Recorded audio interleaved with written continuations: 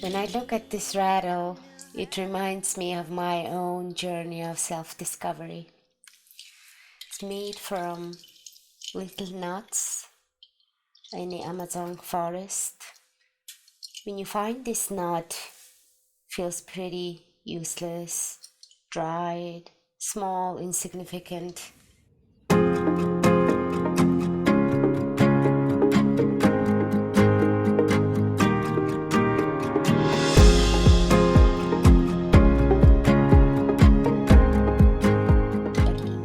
when you weave it together, and put a little decoration on and some dedication and time and effort into the weaving process, it becomes this beautiful tool that sends out a healing vibration through the world.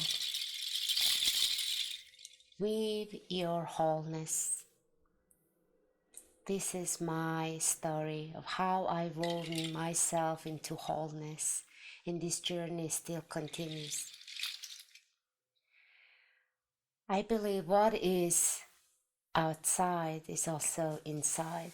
Any difficult experiences that we meet in life, any difficult relationships, disappointments, or even beautiful things that we meet in life, successes, joy, some creation, all of that we experience outside is actually a reflection, mirror reflection of what's happening inside. And sometimes we get lost in the search of searching for something outside, but it actually the truth, the discovery itself is actually inside. This knowing were gifted to me through my experience with working with the land, following a Native American tradition of vision quest. When I first went to my very first vision quest, I was coming from a place of being really lost. My old identity of unsuccessful economist and a married woman and a Mongolian person who's living in the United States, all of these identities that I was holding at the time all of a sudden fell apart. And I went back to land to discover who really I am. And I was looking for a belonging to a group, belonging to a place, belonging to a purpose. But in this Vision Quest experience, it has taught me that what I was looking for is actually belonging to myself. Second day of my fasting, I went for a walk to the south direction, working with my inner child. And I discovered this tree that was struck by a thunder, split in half but still standing. And as I sat and meditated with this tree, it started giving me a song.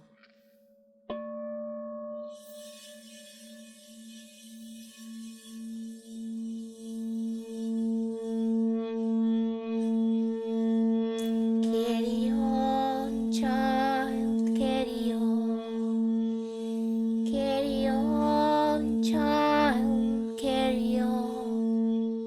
The path that you're on will not always be easy, but you follow your heart, follow your heart. That golden thread that shows you where you need to go. Follow that thread, follow that thread.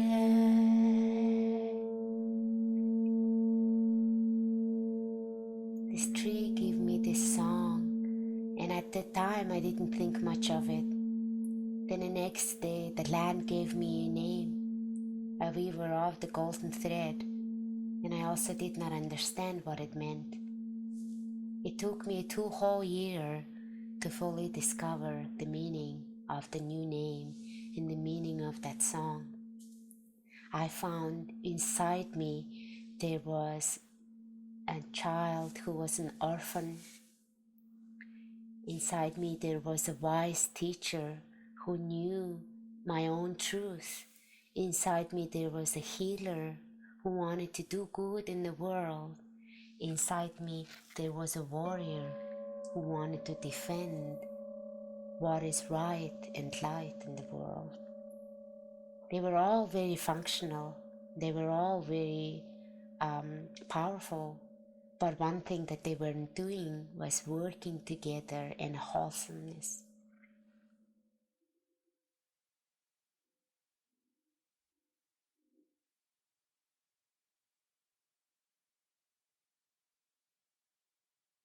On the third day of my fasting, I was squatting down on the top of a mountain to pee. And this little hummingbird flew right into me and gave me a kiss on my forehead. And first thing I could think was like, oh, I didn't have my camera, I didn't take a picture of it. I can't believe hummingbird came so near me. But then later, in the afternoon, when I was meditating, I realized that this hummingbird has given me a profound message. It's a kiss of a new life, being in that moment, full of joy, just being. That is what the life is about. It awoken the hummingbird spirit in me. It has taught me how to remain joyful no matter what. That same afternoon, I was going for a walk in the forest and I discovered this rock. It's a white heart, golden heart, and then a dark heart right around it. And I picked up this rock because I remember the teaching from one of my shamanic teachers who talks about there is an object in the world that represents your purpose in life. And once you find that object, usually it's a rock, then you know why you are in this body, in this lifetime. When I looked at this rock at the time, it helped me remember who I am. It's all about the heart, so I adopted the name Urana Heart as my healing name. But it's not only one heart, it is layers of heart. Deep within the heart of purity, the heart of a divine love. Right around it, a golden heart that manifests, that acts, that creates. And then right outside it, there is a heart of darkness, a layer of protection that was holding me back from emanating light of my pure and golden heart out to the world. And I wrote a poem about that. It's called War and Beauty. Beauty awaits. Behind the walls I built of fear that part of me plans to hurt me. It awaits patiently, lovingly. It awaits no expectations, only trust. It waits for me to disappear, to matter less, to muster courage, emerge. Break down the walls, let the light flow, embrace this part and that. Only when the war is over, I can be the beauty that I am. Only when the war is over, I can be the beauty that I am. By giving, gifted with this heart of rock,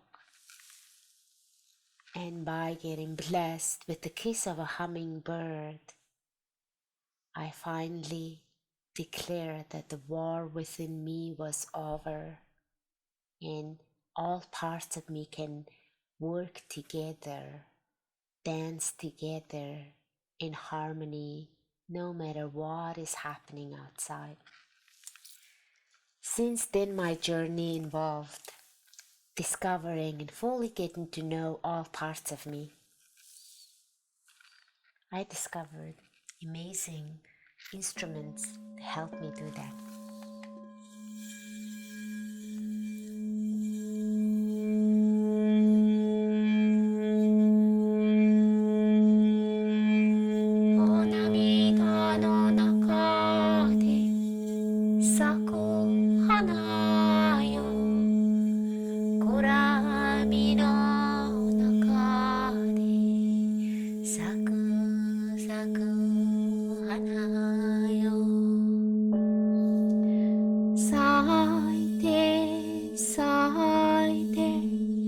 心の花よ輝いて本心の私 I got to know the part of me that is a singer. Ever since I was a child, I used to sing freely a cappella in the wild fields of Mongolia. There were no rhythms, there were no beautiful lyrics. I was just singing my heart out. And when I moved into a society where success, productivity, good education, good job demand so much of me, I stopped singing at some point. And by working with these crystal balls, I reclaimed the part of me that has always been the conveyor of a sound, the singer. After going through this profound experience of awakening, my first vision quest, I found this whole new part of me in life felt amazing. And then I came back to my day job, and it was quite difficult. And my first reaction was, I need to quit this job. This corporate world and the city life is no longer part of me. I want to go to the mountain and just be with the land. And I couldn't do that because there was part of me that was still, no, I'm this powerful mind, the economist, the CPA who works at the huge organization doing good things for the world. And it took me some time to actually integrate that part of me with the newly discovered, the singer healer side of me. And who helped me in that?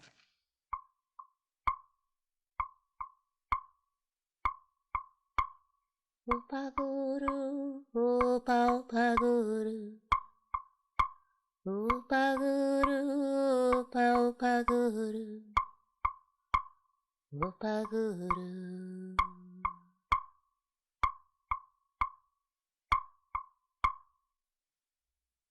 Who helped me to make this realization and make it possible for me to weave these two parts of me together was my own inner teacher. So I often chant this Upaguru chant. This is an invocation for my inner teacher. We often look outside for other teachers and we learn a lot and then follow this guru or this teacher, this way of being. But there's actually a wise teacher within each of us who shows us and who guides us where we need to go next and who we need to meet and learn from. So this my weekly practice to really call in my inner teacher to guide my process of weaving together other parts of me. So right now I walk the two worlds. I still work in a corporate environment. I am a CPA and I lead data governance work program, work at the World Bank, but I also continue doing healing work through my sound journey and shamanic practices in Reiki. And I truly believe that this is possible. Holding all parts of ourselves in wholeness and weaving them together so that all parts of us can do our work in the world. I truly believe that this is possible. And this takes some practice, working with all different parts of you. Awakening the inner visionary.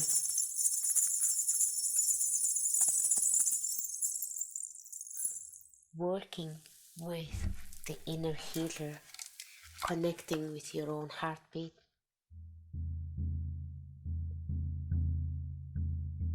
Connecting with the heartbeat of the Mother Earth. Connecting with the heartbeat of the Source. Cosmic vibration that beats within our own body.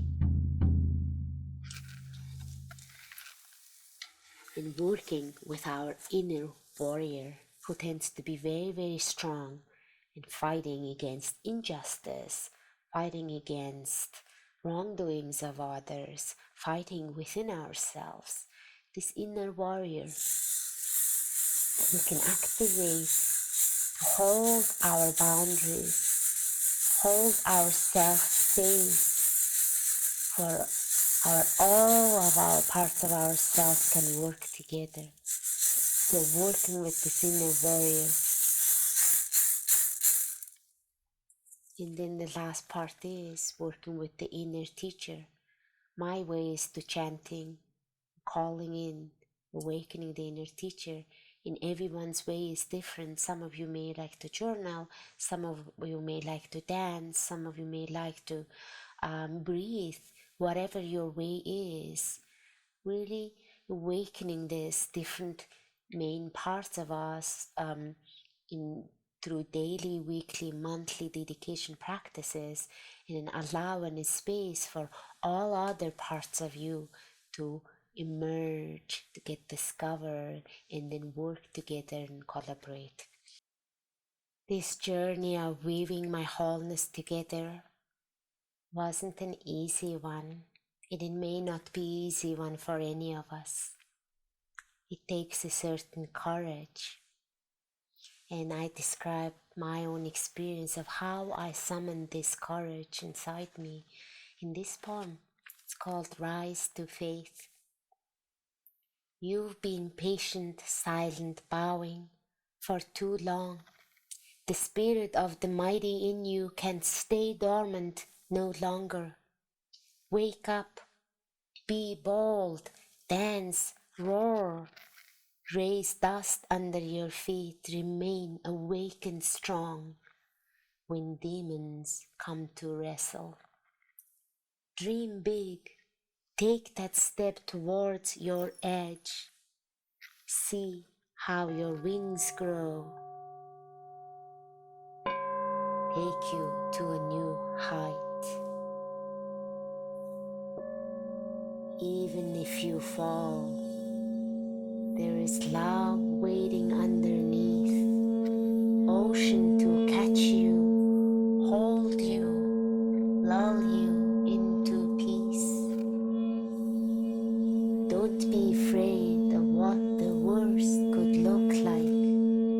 Instead, imagine what the best will feel like. Don't be afraid of what the worst could look like. Instead, imagine what the best will feel like. Remembering the mighty spirit within us.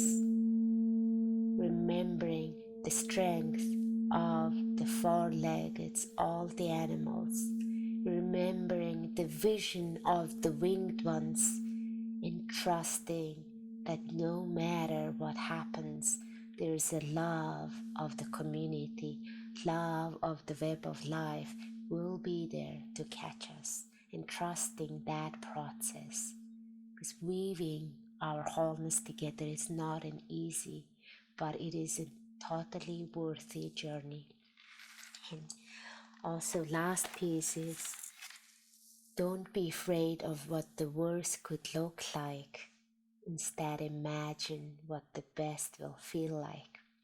This is where the integrating our mind and heart is very important.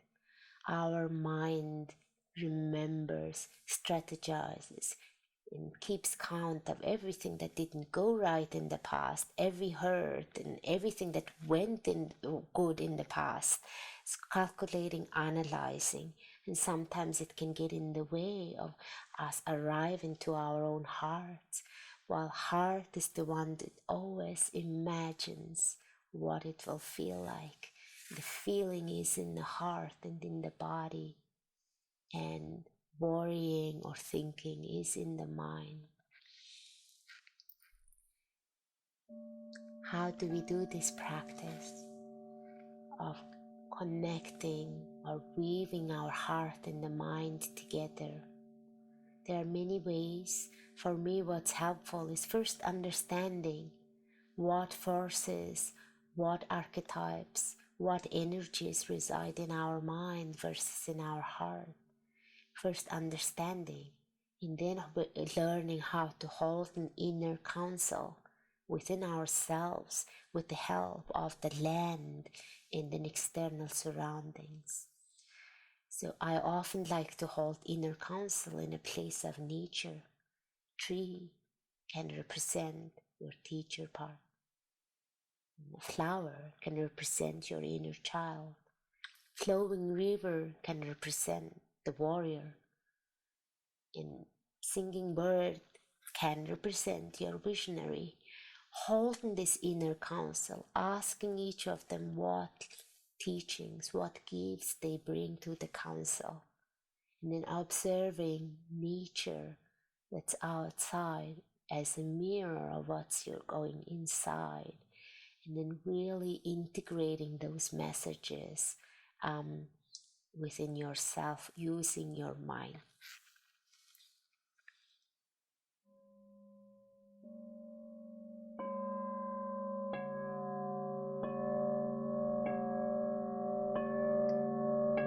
My dear, beautiful mind, do not swim against the flow of my heart. Bless you. Stop. I am loved beyond your knowing. And remembering at all times and trusting that we are loved beyond our knowing. This process of weaving our wholeness together is supported by so many unseen forces that is in the field, really trusting that process.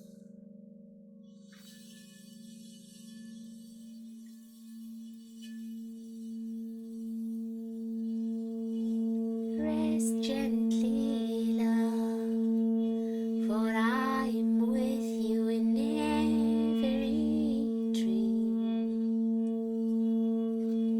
Dance freely, love, for I am with you in every flower. Know your belonging, feel my love. You are love beyond your knowing.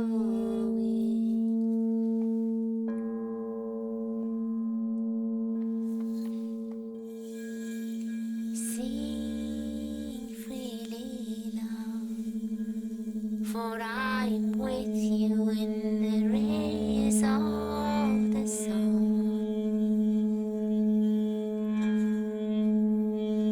Rest sweetly, love, for I am with you in the sweet white moon. Know your belonging, feel my love. You are love beyond your knowing.